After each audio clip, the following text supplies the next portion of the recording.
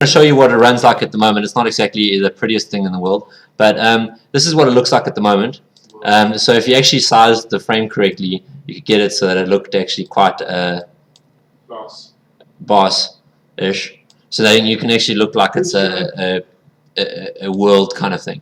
And to explain how this got constructed, etc. Each one of these are actually individual blocks, and it's in a world. It's actually generated a world that is 1,000 by 1,000. I could set it up a lot larger, but each one of this is 10 by 10.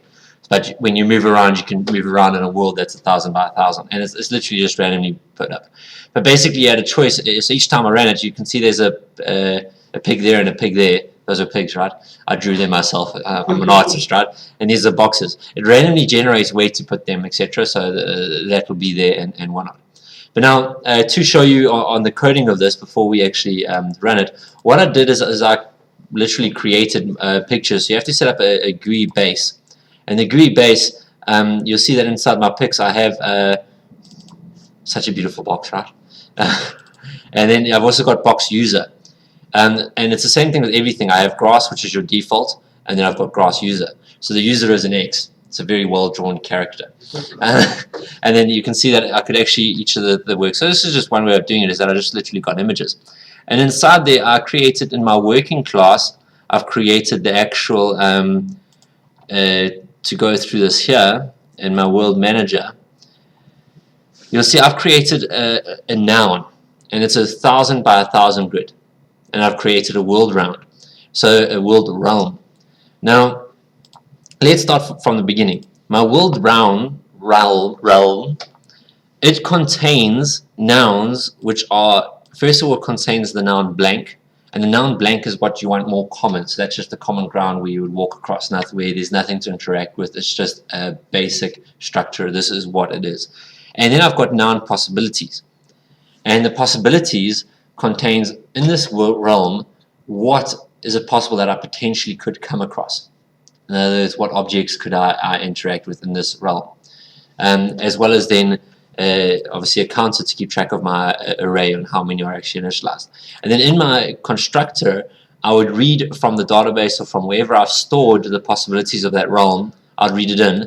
So in this case, I haven't read anything in from the database, because the point of this is not to do with the database. It's got to do with the actual,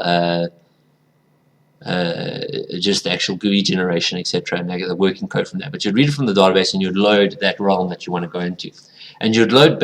You'll see the English. My blank. Actually, don't need that there. I don't need this background. I ended up coding it slightly differently. Anyway, my blank I set as a new noun with the grass, and it being false with regards to you can't interact with it, you can't pick it up, you can't talk to it, you can't do anything. So the variables, and you'll see my noun class contains information. It's like, what's the string, the picture, what is the picture for this, whatever this is, what is the type, does it have a puzzle, can you pick it up, true or false, is there a response that would get if you ask it, or if you interact with it, does it give a response? Obviously, it's these nouns have a very limited form of answers, because it's just a single class. You could have it embedded with more complexities to it. Now, my world manager, my world would have a noun, which is just the blank, which means that it's nothing, and then it's got possibilities. And I only created two possibilities. I created a pig or a box. Those are the two things that it could possibly be. And then I created a method called getBlock, and that would return a random. So world manager would get random to the possibilities, so it would return a random of my possibilities. So it would return either a box or a pig if it returns a block. If it returns a blank, it will return what is a blank cell. Do you guys get that? Now, in my world manager, I create a 2D array that is of the noun. So I've got the noun here, and I'm creating a 2D array of 1,000 by 1,000. Obviously, I could make this 10,000 by 10,000, however big you wanted the world to be. So you could also, a 2D array is the exact same thing as it's pretty much the exact same as a 1D array. But I mean, Excel can pretty much, I will use Excel. It is, what did I just do? I don't know what I just did, whatever. Yeah, so the 2D array is literally this.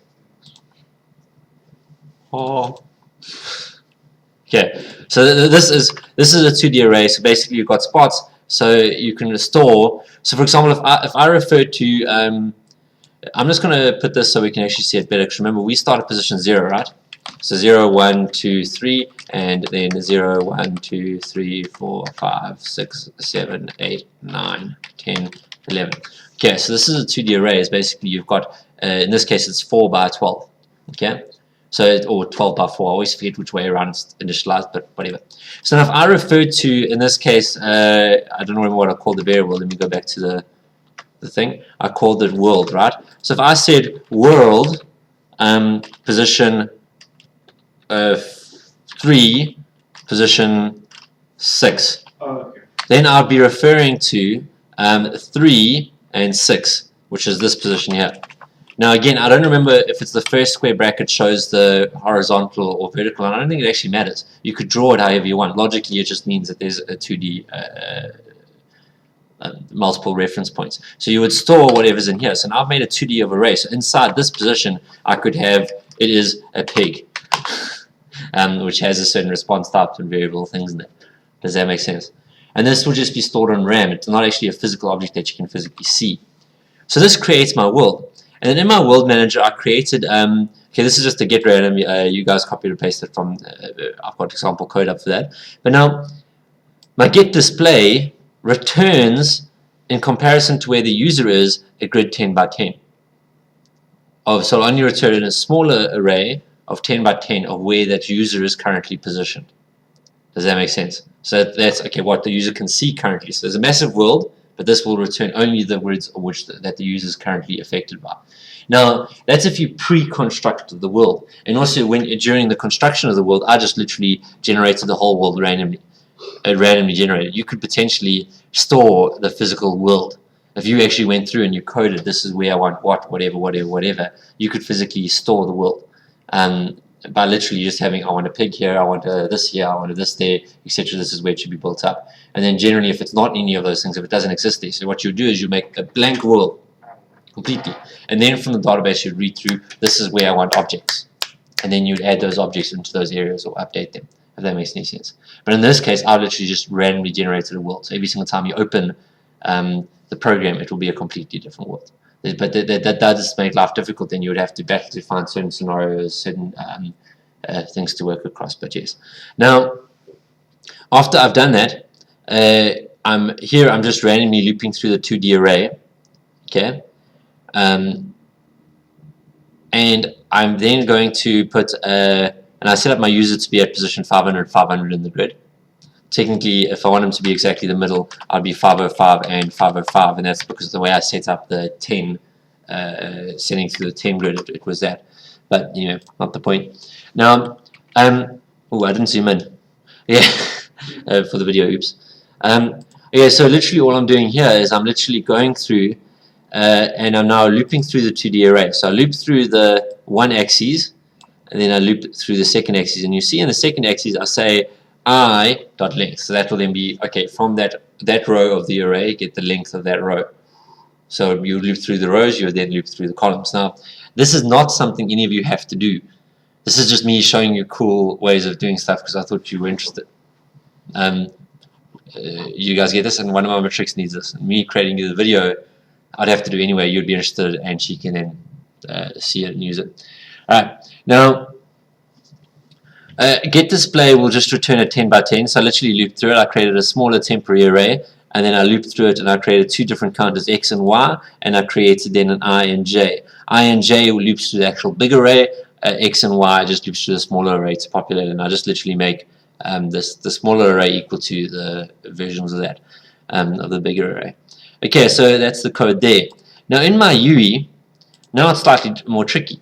First of all, I need to show you the fact that I created what's called a panel. Now, the panel is a class with just a label in it and a picture. That's it. That's all I've done inside this panel. I remember doing something about this last time. Now, yeah, with changing the icon, I changed it to a grass picture or whatever you want. I did this just so I could test it. And in there, in my constructor of this, I created it so it would have a field which is the noun, which means what actually is in this cell. And then my constructor inits it with the picture that get picture, so the noun dot get picture, which means it will get the picture that's happening there. Is that, you guys following so far? Now, if I go in dot get picture, that will get the image, the file location. I put the get source. This is how I set the icon on there, and now it means that whatever is the picture name. So if it's grass, it will return grass. If it's pig, it will show the pig picture. If it's whatever, it will show whatever picture. So I've got it so that it will construct it with that picture. Does that make sense? And then I also set it up here. So to set the nouns, you could change the icon there, and then to set the user. So for example, if the user is in there, you'll see I had grass and I had grass user.jpg. So my naming conventions are all the same. So when the user went into that block, it would then put his image into that block. I would have an image of him with that block. Just because the way I chose to do this world. I mean, it's an easier way to do it. You often have graphic plugins that can deal with this better or in a more appropriate way. But this is a way of doing it without having to deal with random graphics plugins, etc. Now, so I've got this. Now in my world, in my actual GUI, you see I've got a panel, and this panel has a grid layout of 10 by 10. So this is the pan world is which I want to build up with it. And then at the bottom I've got my buttons where I could interact, I could move around, etc. It's a very basic panel that I set up. And then inside there I created from those panels that I created a 2D array of the panels, size 10 by 10. Makes sense because that's what we're wanting to display. And then my world manager. And then I literally just created it so that when I init components, which is what will be generated automatically, I then create my new world. So I initialize my world, and then I load. And my load would get what I should be displayed from my working manager, and it will then populate my array of panels. So it does a double loop, 4 within a 4, to loop through both the 2D array. So the first one would loop through the rows, the second one the columns. And then I go INJ, and I put in the new world block. And guys, I really don't expect this will never be examined, so please don't think this is like be all end all if you don't understand it. It's not me just showing you cool stuff. So now the T would send the array, so it'll send through, it'll initialize it using so you'll see that the T will send through the actual noun to this panel array, and then it will add it to the pan world, and then I update the UI. Same thing here, when I reload, I'll update the UI. Now one thing that I do need to actually do, and that I haven't done, is I haven't actually loaded where the person is, because you'll see when I run it, the person doesn't pop up. So what we're going to do is we're going to actually create, in my, now this is going to be actually tricky on how to do this, because your user will always be in the center of your screen, and when you press up and down, just the world will move around it. Does that kind of make sense? So, but you don't have a center. Well, 5 position 5 would be center, or position. Well, technically that would be slightly skewed because it's 10 by 10. You don't have a center, so it would actually be 11 by. But whatever. Do you have a center on 10? No, you don't. Okay, so you don't actually have a center. So technically, I should make this 11 by 11, but it's fine. It'll just be skewed. Now, what we're going to do is we're going to have to put the person in there. So what I'm going to do is I'm just going to say public void load person, and then all I'll do is I'll say pen, which is my array called? World, thank you. World position 5 dot add person, add user, shall I say? But now the problem is this is not going to remove the user. Okay, so add user. So now what this would do is in our world manager, or in our noun class, I'm going to pause the video and I'm just going to start coding this up because it might take me a little bit longer than I would want this video to be. So let me just quickly. I've just created a method in my panel saying if the user is physically here, then set the icon to be that. And technically, I should also update my noun because my noun here needs to know where the person is here. So I potentially would also need to send through to my world manager saying this is where he is in the big scheme of things, because you would also need to know that your user is over here. And technically, you actually might. I think I'm doing this the wrong way around. Sorry, I apologize for saying this now. I've done it the wrong way around.